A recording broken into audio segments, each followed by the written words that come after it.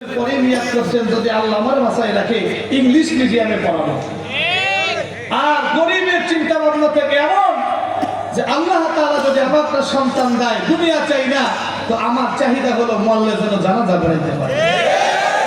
অল্প সময় আগে জানাজার নামাজ পড়াইছে, দেখছেন না আপনারা? জোরে বলেন আহা, কত সুন্দর ছোট ছোট বাচ্চারা জানাজা পড়াইছে। আমার আব্বা আমার স্বপ্ন ছিল আমি সারা জীবন আমি আমার আব্বা আমার দোয়া শুনছি, নামাজ পড়ে দোয়া করছে, আমার মা কেঁদে কেঁদে আল্লাহর কাছে দোয়া করছে, আল্লাহ বড় কামাই খেতে চাই না, দুনিয়ায় আমি আমার সন্তান অনেক বড় লোক হোক আর টাকা পয়সা কামাই করে আমাকে দিয়ে গাড়ি বাড়ি দিতে চাই না, একটা সন্তান আল্লাহ মাদ্রাসায় দিছি, সন্তানটা যেন জানাজা পড়ায় মাটি দিতে পারে। এই স্বপ্ন সারাটা জীবন আমার আব্বা আমার মা ছিল। আমার আব্বা এই মারা গেছে আপনার এই পহেলা বৈশাখে, ওই দিন মারা গেছে। এই বছর আমার কিন্তু সৌদি আরবের ভিসা ছিল, সৌদি আরবে যাওয়ার জন্য ভিসা মানুষ পায় না, আমাকে দিয়েছিল সেদিন সৌদি যাওয়ার জন্য। অনেক টাকা কামাই করা যাবে। আমি একটা কথা বলছি যে আমি আমার মার আমার আব্বার দোয়া শুনছি, যদি আমি সৌদি আরব যাই আর আমার আব্বা মা মারা যায়, সারা জীবনের স্বপ্ন আমি সন্তান দুনিয়ায় থাকতে যদি বাবা মা জানাজা না পড়াইতে পারি, তাহলে এটা আমার আব্বা মার স্বপ্ন কেমনে পূরণ হলো?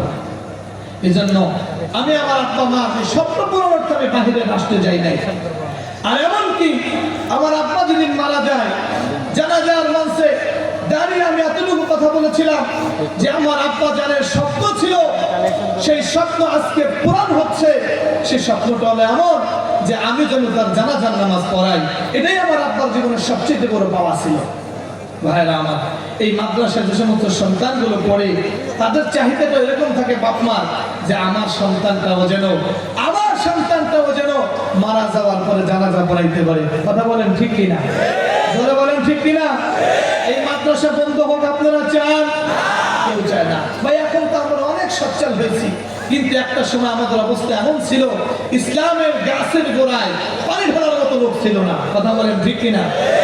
অর্থকরী জোগানের ব্যবস্থা ছিল না, তখনও অনেক কষ্ট করে শুধুমাত্র ডাইলের পানি খাইয়া, আবার একবেলা খেয়েছে তো সারাদিনে খাবার হয় নাই, এরকম ভাবে তারা জীবন যাপন করে এই দ্বীন ইসলাম তারা টিকিয়ে রেখেছে, মাদ্রাসাগুলো টিকিয়ে রেখেছে। আজকে যদি দেশের ভিতরে কওমি মাদ্রাসাগুলো না থাকতো, এই জনগণের মাদ্রাসা না থাকতো, তাহলে এরকম অসহায় এতিম গরিব সন্তানরা কোরআন শেখার সুযোগ পাইতো না। এই সন্তানগুলো গরিব হওয়ার কারণে স্কুল কলেজে পড়তে পারতো না। এই সন্তানগুলো রাস্তাঘাটে ঘুরে ফিরে এরা হয়তো টোকাই, এক সময় তো টোকাই থেকে রংবাজ, আর এক সময় তারা চাঁদাবাজ। আলহামদুলিল্লাহ কওমি মাদ্রাসা থাকার কারণে আজ সারা দেশের ভিতরে খুঁজে দেখেন যে এই সন্তানটা এতিম, এক সময় সেই হয়েছে দেশের শ্রেষ্ঠ একজন আলেম। কথা বলেন ঠিক কিনা? দ্বীনি প্রতিষ্ঠানগুলো আরো দরকার। যত বেশি দ্বীনি প্রতিষ্ঠান হবে, যত বেশি সমাজের ভিতরে আলেম ওলামা হবে, কোরআন শিখনেওয়ালা হবে, কোরআনের দারুক বাহকালারা হবে, আস্তে আস্তে এই দেশের সব যে সমস্ত বেদিনদের কালচার গুলো আছে দূর হয়ে যাবে। কথা বলেন ঠিক কিনা? এজন্য এই মাদ্রাসাগুলোর দিকে খেয়াল রাখার দরকার আছে না নাই? আপনাদের মাদ্রাসার দিকে খেয়াল রাখবেন। এটা আপনি ফাউফিরি মাত্রা রাখবেন না, আপনার জন্য আল্লাহ পাকের পক্ষ থেকে সুসংবাদ আছে। জোরে কন্যা সুবহানাল্লাহ। যারা দ্বীনি প্রতিষ্ঠানগুলো বাঁচিয়ে রাখার জন্য কোরআনের তালিম হবে, কোরআনের তালিম তরবিয়াত চলবে, এই জন্য যারা এই দ্বীনি প্রতিষ্ঠান, এই দিনের যে বট বৃক্ষ, ওই গাছের গোড়ায় যারা পানি ঢালবে, অর্থাৎ দ্বীনি প্রতিষ্ঠানের প্রতি যারা খেয়াল রাখবে, অর্থ দিয়ে, শ্রম দিয়ে, সন্তান দিয়ে, বুদ্ধি দিয়ে যারা এই মাদ্রাসাগুলো চালাবে, তাদের ব্যাপারে আল্লাহ পাক রব্বুল আলামিন বলেন, মাসালুল্লাযীনা ইউনফিকুনা আমওয়ালাহুম ফী সাবিলিল্লাহি কামাসালি হাববাতিন আম্বাতাত সাবআ সানাবিলা ফী কুল্লি সুমবুলাতিন মিআতা হাব্বা ওয়াল্লাহু ইউদাঈফু يضاعف لمن يشاء والله واسع عليم الله أكبر বলেন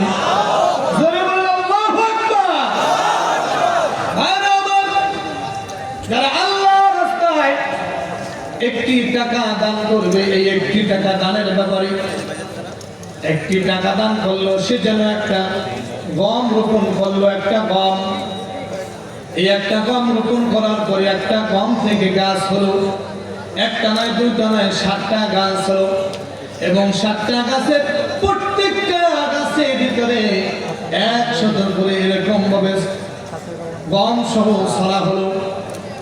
7টা গাছে যদি 700 দানা হয়, এই যেরকম ভাবে একটা গম থেকে 700 দানা হলো।